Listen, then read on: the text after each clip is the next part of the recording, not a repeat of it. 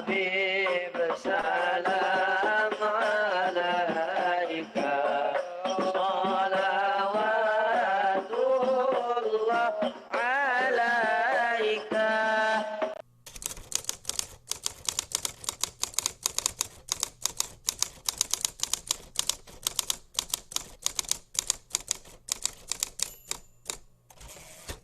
May yahdihillah fala mudhill. Ini terjemahan harfiahnya, jangan dipakai kepada pemaknaan rohaninya. Secara harfiah kan siapa yang Allah beri hidayah, maka tidak ada yang menyesatkannya. Bukan begitu teman-teman. Siapa yang disesatkan, nggak ada yang beri hidayah. Bukan begitu, itu terjemahan. Naqlul lafaz.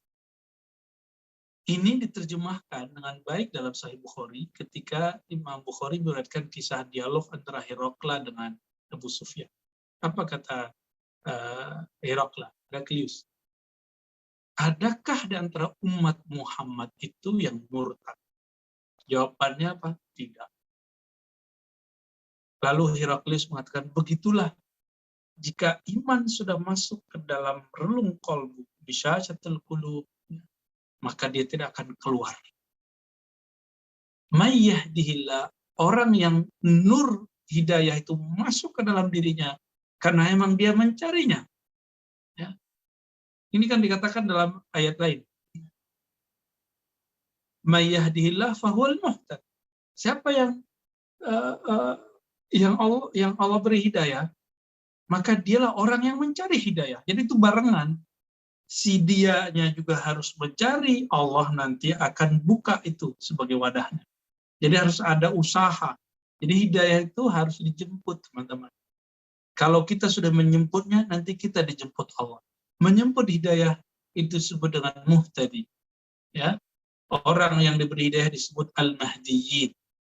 Ya. Orang yang berjalan mencari hidayah disebut murid.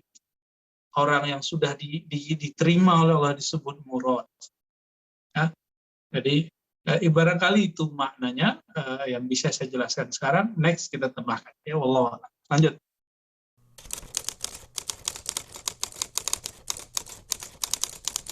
Teman-teman, khusyuk itu bukan tujuan. Ya. Khusyuk itu anugerah dari Allah SWT dan juga usaha kita. Nah, jadi jangan memberhalakan ibadah kita dengan kekhusyuan. Ibadah kita lillahi ta'ala, bukan lil khusyuk. Ya. Khusyuk itu fasilitas yang Allah berikan. Suka-suka Allah mau kasih khusyuk. Nah, yang penting kita berusaha ke sana, nanti Allah yang kasih. Khusyuk ini secara bahasa itu kan tunduk. Kalau di surah Ghasyiyah dikaitkan dengan karakter mata yang tunduk, mata yang tertunduk. Teman-teman yang bukan Allah, kekhusyuan kalau tidak didapat bukan berarti ibadah kita bakal tertolak. Ya. Kenali dulu siapa yang kita sembah, khusyuk nanti akan jadi otomatis.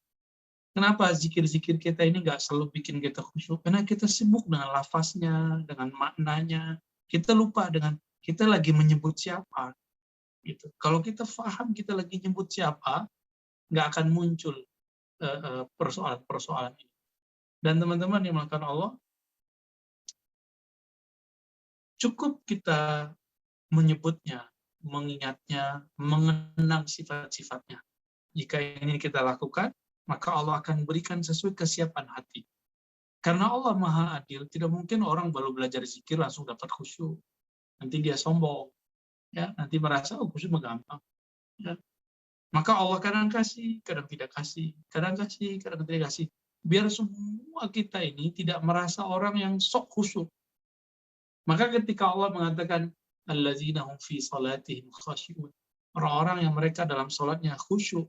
Ini kan Allah cerita tentang orang beriman yang masuk surga Firdaus. Maka semua orang akan dengan hina datang kepada Allah mengatakan, ya Allah, kami tidak pantas masuk surgamu. Kenapa? Salat kami saja tidak khusyuk, ya Allah. Allah lebih suka hamba yang begitu. Karena itulah hakikat kekhusyuan yang sebenarnya. Merasa hina di hadapan Allah. Jadi teman-teman, kenapa zikir pada salat dimulai dengan istighfar?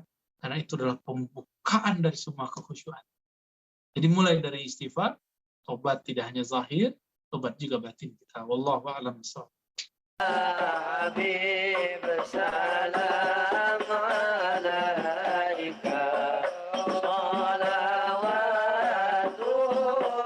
الله